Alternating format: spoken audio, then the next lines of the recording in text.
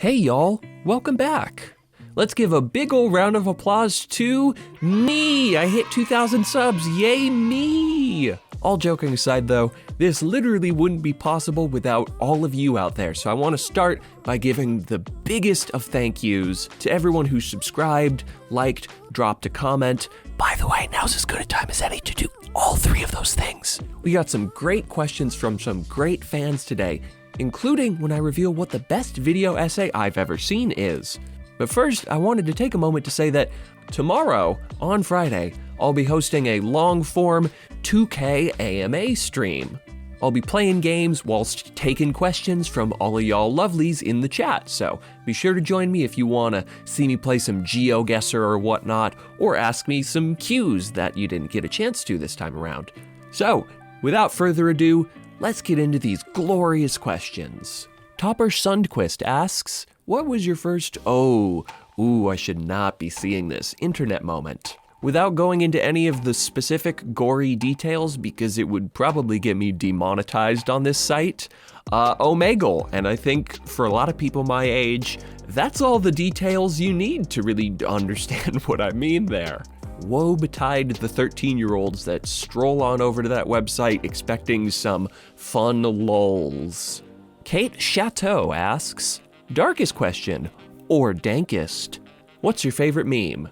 There's really two ways to look at this, given how we've defined memes. There's meme, the stock image that gets repurposed in a lot of ways, and then there's meme, the one-off image. So to answer both of those questions so nobody out there can possibly get mad at me, I'll say my favorite standalone image is this really dark one about a puppy peeing on the carpet and then getting put down. I shouldn't laugh, it's tragic, but it does pump serotonin into my brain, so that's about the highest praise I can give it. And as far as a recycled image meme is concerned, as of late I'd probably have to give it to Doge. Obviously, there's a fond place in middle school me's heart for the original rendition of Doge, but I love the way that it's re-edited these days, and the way that it's basically become explaining in really plain terms weird shit in media. Whether it's this one about Fallout New Vegas criticizing Caesar's half-baked ideology, or this really dark Full Metal Alchemist one about the little Doges sacrificing each other. Not to mention the kind of family that's been developed with Cheems and all that, or the big bulky Doge. All that stuff's cute, love it to death. I know my best friends hate whenever I share Doge memes. I'll never stop, they just have to learn to deal with it. Sean asks, do you believe in ghosts? How would you react to seeing one, etc.? I don't at the moment believe in ghosts, but I also wouldn't say I'm hostile to the concept, and in fact, I think if I saw one, while in the moment it would probably be terrifying and petrifying and I would shit and piss and cum myself. I think once I sat with it for a while, I would be kind of pleasantly surprised about the existence of ghosts. The thought of getting to haunt some old building is neat. To get to be a little ghosty goo might be kind of fun, who knows? Ultra Speed asks, who's your favorite smaller video essayist, and what's your personal favorite video essay? Well, I was about to say Echo Gecko, but I just looked and he's gained 30,000 subscribers since the last time I took note of his subs, so I don't know if that's exactly smaller anymore. So instead, I'll say Ordinary Snowflake. She's done some great videos on incels and anti-vaxxers and all that, but mainly the one project that I think elevates her up there for me is one she did recently on Wojaks and the psychic horror of being categorized. Anyone that can take a weird premise looking at fucking Wojak edits and make a deep, actually relevant observation about how and why we interact with these silly memes deserves some kind of award, or at the very least praise, which is, I guess, what I'm doing here. So yeah, go check her out. Also, just in general, most everyone that's been shouted out on the Eyeball Zone does amazing work. So for anyone who's interested, I guess I'll link the Eyeball Zone master list down below so you can go check out whomstever you desire. And as far as favorite video essays I've seen are concerned, my favorite would have to be H-Bomber-Guy's video essay on loss. On top of just a very thorough dissection of how and why we interact with media, It's one of the few, not even just video essays, but videos on YouTube, period, where I don't skip over the skits, and in fact think the skits are some of the best material. Like, after years of watching AVGN and Channel Awesome nonsense as a kid, I got used to just kind of skipping over stuff, and I did that the first time I watched his video essay. But I came back to it one time and decided to give the skits another chance, and I realized they just really interestingly connect the through line throughout the video of the skeptic viewer who's like, stop reading into this, there's nothing to see here. I mean, it sounds simple when I, explain it, but I think it's really effective. And also him oiled up bursting through the painting is top 5 H-bomb moments for sure. But the essay I'd say is technically the best I'd ever seen would have to be Jacob Geller's Who's Afraid of Modern Art. He in general has a great knack for weaving topics together that you, going into it, wouldn't assume would mesh very well. And this is maybe the best example of that. Like the way that he jumps from Piss Christ to Depression Quest to Paul Joseph Watson to Rothko to Red, Yellow, Blue just sounds so disconnected on its face, but oh my god, does it come together in the perfect way. If anyone hasn't seen it, I definitely recommend watching it. After this though, I want that retention time nice and strong, everybody. 3 Upside Down Smiley Faces asks, what do you think would happen if you gave an ancient Greek a Sour Patch Kid? Well, first of all, I would probably end up transferring some sort of modern disease to them that would just absolutely fucking wipe them out. So there's that. But in terms of reacting to the candy itself, I don't know, I kind of imagine if I could even communicate to them properly, something about the power of Sour Patch Kids makes me think they would like burn me at the stake for being a witch or something. Like, I don't think it would be a pleasant experience to them, and I have a feeling they would violently lash out at me. And finally, April Fooler Boo asks, what's the deal with right-wingers? After all your videos so far, what's your theory on them? Before I answer the question, I want to take a moment to distance right-wing voters from right-wing political and media figures. Because I do genuinely think there are 2 separate conversations to be had there. Because if you look at right-wing media figures, there are larger questions to be had about framing and authenticity, which, especially if you believe a conservative like Blair White, a number of these people have admitted they don't actually believe what they're saying, but are saying these things for the sake of appealing to their audience or stirring their audience up or what have you. They pull me aside and say, I just want you to know, Blair, I don't feel any negative way towards you or trans people. I know we talk negatively of trans people a lot on the show, but that's just because it's kind of what the fans want. But it's just kind of where we're at right now. He also said he has like a trans cousin or something like that, and that he feels bad that they're the butt of every joke on his show or whatever. And I was like, but almost every person I met after him was almost always consistently like that. So I think it's more interesting to talk about everyday people who just so happen to vote conservative. So if we're talking specifically about normie right-wing voters, I get the sense that they might be more open to ideas we're bringing to the table than we give them credit for. Like if you look at opinion polling, vaguely progressive ideas like maybe we should tax the richest people a bit more, or maybe our tax dollars should go to less bullets and more healthcare. Or things like, hey, maybe it's time to raise the minimum wage a little bit.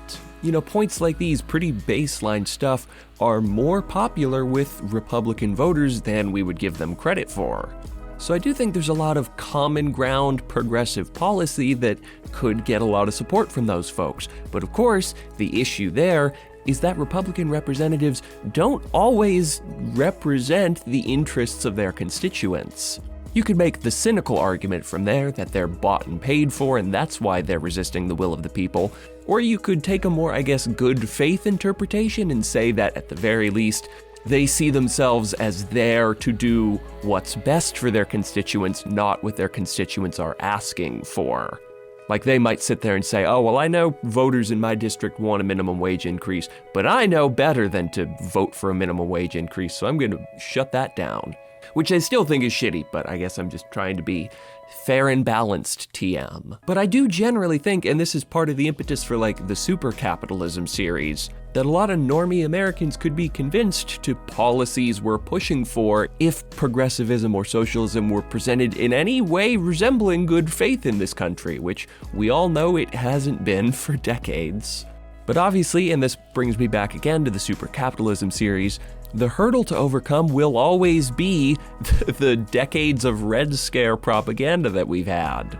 So I do think some focused grassroots organizing or media presence really could sway things in a positive direction. And I also don't know if there's been a better moment for that than coming out of the last few years. Like, I think people are really starting to get desperate for something a little different than what we've been running for the last few decades. And if presented with the right ideas in a way that they find appealing, I think we could, win over. And as we've seen, the alternative result is just fucking neo-fascism.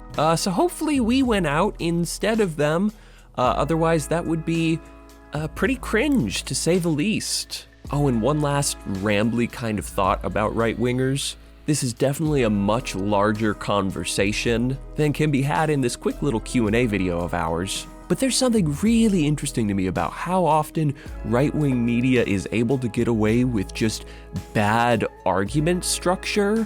Like, I'm not even talking about bad ideas here. Obviously, most mainstream media has ideas that I disagree with the conclusion of, but I don't see nearly as many logical fallacies or rhetorical sleights of hand in other media spheres. That's basically half of my responses to PragerU videos is just, that's a really shit way to argue your point.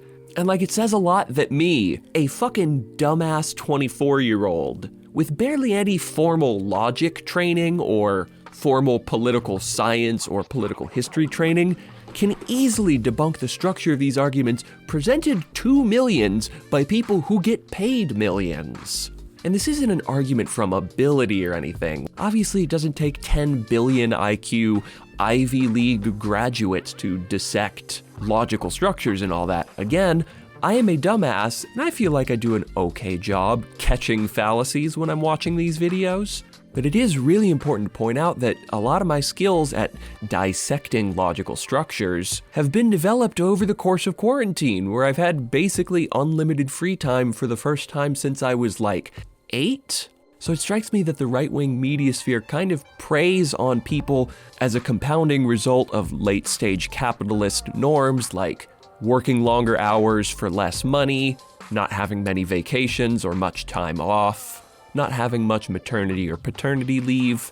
Expect that normal people will just be scrolling through their social media, they'll see a 2-minute clip of right-wing media figure X making a bad argument, and they'll go, yeah, I guess that sounds about right, and just move on with their life. Because they're fucking tired and alienated from their labor. Like, if people had the time to debunk these things, or if logic classes were more common in the schooling that people are exposed to, these arguments wouldn't land as well. And maybe right-wingers would have to actually make a good argument for once. I've yet to see too many of those. And yeah, that's the last of the questions I got.